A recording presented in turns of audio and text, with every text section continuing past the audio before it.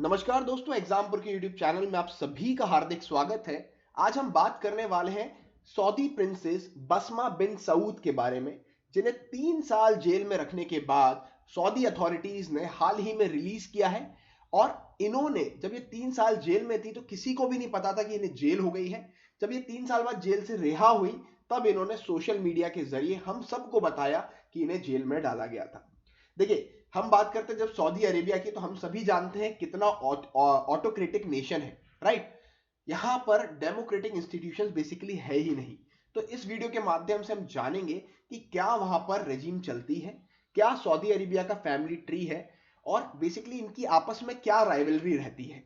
साथ ही में मैं आपको बताऊंगा कि वर्ल्ड में विमेन की क्या कंडीशन है। अलग अलग नेशन, कौन कौन से नेशन विमेन को कितना लागू करते हैं, और सऊदी अरेबिया पहले जितना ऑर्थोडॉक्स हुआ करता था अब कितना लिबरल वो यहां पर हो चुका है। चलिए शुरू करते हैं। सबसे पहले आप देखेंगे कि ये पूरा मामला क्या है। देखिए, सऊदी प्रिंसेस जो है बासमा बिन सऊद, देखिए दो चीजें बताना चाहूंगा। एक होता है बिन और एक होता है बिंत, right. Mohammad bin Salman, right. तो यानी मोहम्मद उनका नाम है और बिन सलमान यानी सन ऑफ। बिन का मतलब बनता है सन ऑफ, और वहीं पर बिंत होता है डॉटर ऑफ। अब आप कभी भी कोई भी नाम पढ़ेंगे आपको आसान होगा समझना कि मोहम्मद बिन सलमान यानी उनका नाम मोहम्मद है पर वो सलमान के बेटे हैं, जो किंग सलमान थे उनके बेटे हैं। सिमिलरली बासमा जो है वो किंग सऊद की बेटी है, और ये बेसिकली क्या है, एक हाफ ब्रदर है किंग सलमान के। और इनसे जो फैमिली में राइवलरी चलती आ रही है और उसके ही चलते इन्हें अरेस्ट कर लिया गया। इन पे इल्जाम लगाए गए कि ये एक फेक पासपोर्ट इनके पास था और ये किंगडम को छोड़ के भाग रही थी, इस वजह से इनको यहां पर डिटेन किया गया था। देखिए, अगर हम बात करें बासमा की, तो ये एक सऊदी अरेबियन बिजनेस वुमेन है, एक एक्टिविस्ट भी है। और जब से किंग सलमान यहाँ के शासक बने हैं आफ्टर 2015 के बाद से यहाँ पर जो एक्टिविस्ट होते हैं, राइट, जो रॉयल फैमिली है उसके राइवल्स होते हैं, इन सभी को करप्शन के चार्जेस लगा के जेल में डाल देते हैं या किसी ना किसी तरीके से यहाँ पर मरवा दिया जाता है, राइट। इतना ऑटोक्रेटिक यहाँ पर रूल हमें देखने को मिलता है। तो ऐसी रिजीम के बारे में मैं आपको डिटेल में बताना चाहूंगा। सबसे पहले हम थोड़ा बैक ट्रैक करते हैं कि क्या पूरी स्टोरी है। देखिए, ये है आपका पूरा सऊदी अरेबिया। स्टार्टिंग में अगर हम बात करें ऑटोमन एम्पायर के बाद से, तो ऑटोमन एम्पायर से सऊदी अरेबिया ने बार बार लड़ाई की और कोशिश करी कि एक अरेबियन नेशन हमारा बन जाए, पर टाइम एंड अगेन हमेशा हार खाते रहे। फिर अगर मैं बात करूं आपकी 1932 की, 1932 में जाके किंग अब्दुल अजीज ने सऊदी अरेबिया को स्टैब्लिश कर लिया एज अ नेशन। उसके बाद से सऊदी अरेबिया रॉयल फैमिली यहाँ पर शुरू होती है। इनके कई बच्चे थे।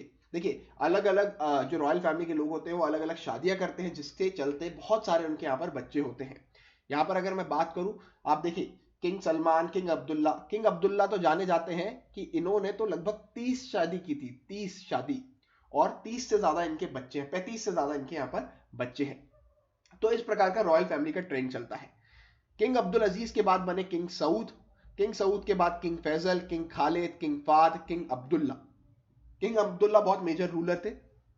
किंग अब्दुल्ला ने क्या करा, एक यहां पर डेजिग्नेट किया जाता है क्राउन प्रिंस, यानी हमारा सक्सेसर होने कौन वाला है, पहले से ही बता देते हैं जैसे ही आप राजा बनते हैं। किंग अब्दुल्ला ने बनाया प्रिंस सुल्तान को। प्रिंस सुल्तान क्राउन प्रिंस बने, फिर इनकी मृत्यु हो गई 2011 में। फिर क्या करें, चलो प्रिंस नएफ को बनाया। प्रिंस नएफ भी अगले साल 2012 में इनकी मृत्यु हो गई। फिर फाइनली जाके सलमान जो थे उन्हें किंग यहां पर बनाया गया। अब आ गए किंग सलमान। किंग सलमान ने क्राउन प्रिंस बनाया मुकरिन को। फिर सोचा 3 महीने के अंदर ये गलत डिसीजन है, तो फिर इन्होंने किसको बनाया, डेप्यूटी क्राउन प्रिंस मोहम्मद को बनाया, राइट। फिर उन्होंने फाइनली डिसाइड किया कि नहीं, ये इसको हम नहीं बनाएंगे। नएफ के बेटे थे ये क्राउन प्रिंस मोहम्मद, इनको हटा के इन्होंने अपने ही बेटे प्रिंस मोहम्मद को यहां पर क्राउन प्रिंस बना दिया। और आप देखेंगे जो मोहम्मद बिन सलमान है, यानी मोहम्मद जो है प्रिंस, वो एक तरीके से डी फैक्टो रूलर है। उन्हीं का रूल हमें सऊदी अरेबिया में अभी प्रेजेंटली दिखता है। आप ये समझ लीजिए, मोहम्मद बिन सलमान आपके प्राइम मिनिस्टर है, और इनके जो पिताजी किंग सलमान हैं वो आज की डेट में क्या हो गए हैं, प्रेसिडेंट के रूप में यहां पर काम कर रहे हैं। समझ में आया।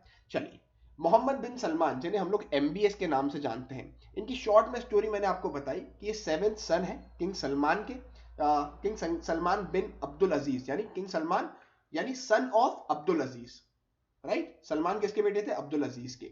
Mohammad bin Salman controls his father's government and is considered de facto ruler of Saudi Arabia. Alright, चलिए आगे बात करें रेजिम ऑफ सऊदी अरेबिया की। देखिए सऊदी अरेबिया की मैंने आपको बताया एक ऑथोरिटेरियन रेजिम है, यानी अथॉरिटी यहां पर बहुत मायने रखती है। Human activist, women right activist, journalist, किसी को भी ये लोग मरवा देते हैं। बहुत सारी किलिंग्स में इनका हाथ रहा है। इनकी एक फेमस स्क्वाड है जिसे कहते हैं टाइगर स्क्वाड, जिसके जरिए ये एक्स्ट्रा जुडिशियल किलिंग्स को अंजाम देते हैं। यानी आपके कोर्ट ने कोई सजा नहीं सुनाई, मान लीजिए किसी के खिलाफ कुछ एक्शन नहीं हुआ, पर आप साइड से जाके उसको मरवा दें ताकि उसकी आवाज दब जाए और वो आगे कोई भी बड़ा मुद्दा यहां पर खड़ा ना करे। साथ ही में अगर मैं बात करूं एक इंसिडेंट की, Jamal Khashoggi, right, Jamal Khashoggi, इनके मर्डर से रिलेटेड काफी सारी लिंक्स निकाली जा रही थी सऊदी अरेबिया की रॉयल फैमिली से रिलेटेड। हालांकि ये टाइम एंड अगेन डिनाई करते गए हैं, ऑथोरिटेरियन इनका रजीम है, तो बहुत सारे चार्जेस यहां पर प्रूव हो नहीं पाए। सऊदी अरेबिया में ऐसा ही चलता है।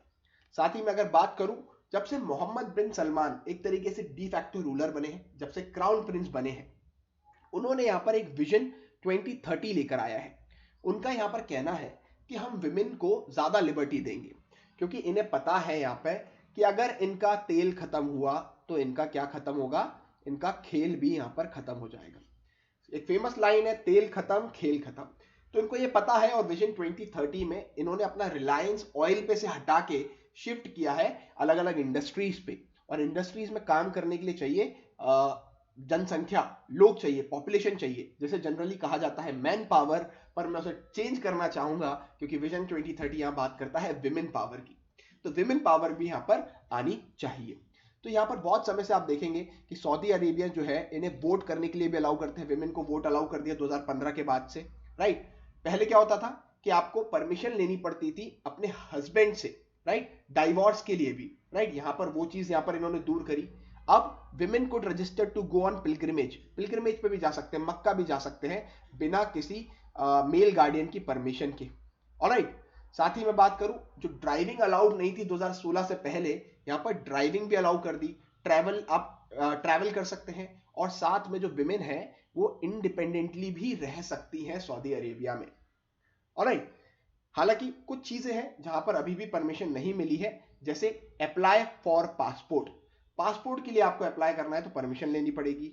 प्रिजन लीव करने से पहले परमिशन लेनी पड़ेगी। मैरी और डाइवोर्स करने से पहले परमिशन लेनी पड़ेगी। देखिए मैरी और डाइवोर्स का यहाँ पर सिस्टम ये है कि डाइवोर्स अगर मान लीजिए आपको लेना है तो आपको पति को मनाना पड़ेगा, उसकी परमिशन के बिना यहाँ पर आप डाइवोर्स नहीं ले सकते। Open a bank account and get a cosmetic surgery, right. इन सभी चीजों के लिए आपको मेन की परमिशन, आप सोच सकते हैं भारत में अगर ऐसा हो जाए तो कितना ज्यादा हमें घुटन महसूस होगी, बिकॉज हम लोग ओवर द टाइम इतने लिबरल हो चुके हैं। साथ ही मैं बात करूं कुछ ऐसे रिस्ट्रिक्शंस पूरे विश्व में जो फैले हुए हैं। देखिए सबसे पहले बात करूं, China education ministry prevents women from studying mining, tunnel, engineering, navigation.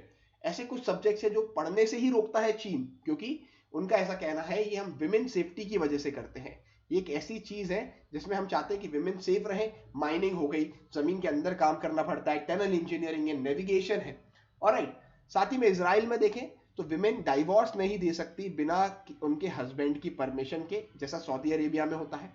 Russia में भी कुछ ऐसी लिस्ट है जिसमें विमेन महिलाएं काम नहीं कर सकती, जैसे कारपेंट्री है, फायर फाइटिंग है, ट्रेन है।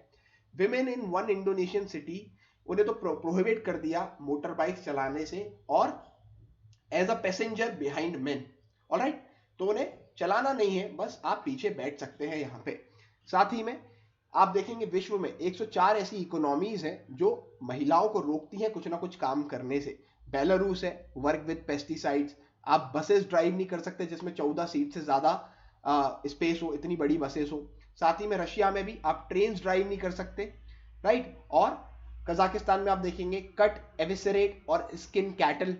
अलग अलग जगह अलग अलग आपको रेस्ट्रिक्शन यहाँ पर देखने को मिलेंगे। कुछ विमेन सेफ्टी को चलते हैं, पर आज भी जब हम बात करते हैं इक्वालिटी की तो ऐसे विमेन सेफ्टी के नाम पे बहुत सारे रेस्ट्रिक्शंस हम लोगों को यहाँ पर हटाने पड़ेंगे। और साथ ही में अगर मैं आपको बताऊं, विश्व में कुछ ऐसी कंट्रीज हैं, 27 ऐसी कंट्रीज हैं जो डिसअलाउ करती हैं महिलाओं को कि वो सिटीजनशिप पास ऑन कर पाए। जब हम बात करें एक मर्द की, एक मेल पर्सन इंडिविजुअल की, तो जब वो किसी से शादी करता है तो वो महिला भी सिटीजनशिप के लिए एलिजिबल हो जाती है। पर 27 ऐसे देश हैं जिसमें आपका मॉरिटानिया आ गया, अफ्रीका के देश आ गए, लिबिया, सूडान, पूरा आपका गल्फ कंट्रीज हैं, इराक है, सीरिया है, Lebanon, Jordan, Saudi Arabia, UAE, Oman, Iran, सभी, इवन नेपाल, मलेशिया और ब्रूनेई भी इसमें शामिल है। ये लोग बिल्कुल भी अलाउ नहीं करते कि महिला अगर किसी बाहर के व्यक्ति से शादी करती है, एनआरआई से शादी करती है, एनआरआई तो बेसिकली हम लोग अपने नॉन रेसिडेंट को बोलते हैं, ये समझ लीजिए नॉन सिटीजन से शादी करती है तो वो सिटीजन नहीं बन सकता उस देश का, क्योंकि ये लोग प्रोहिबिट करते हैं। क्लियर है बात? तो अगर हम जब इक्वालिटी की बात करेंगे तो ऐसी सारी चीजों से हमें दूर जाना पड़ेगा, और सऊदी अरेबिया ने भी एक कदम बढ़ाया है, और जल्द ही ऐसे रेस्ट्रिक्शन समाज से हमें दूर होते हुए देखने को मिलेंगे। आशा करता हूं आपको ये टॉपिक पूरा डिटेल में समझ में आया होगा। See you guys in the next video. जय हिंद, जय भारत।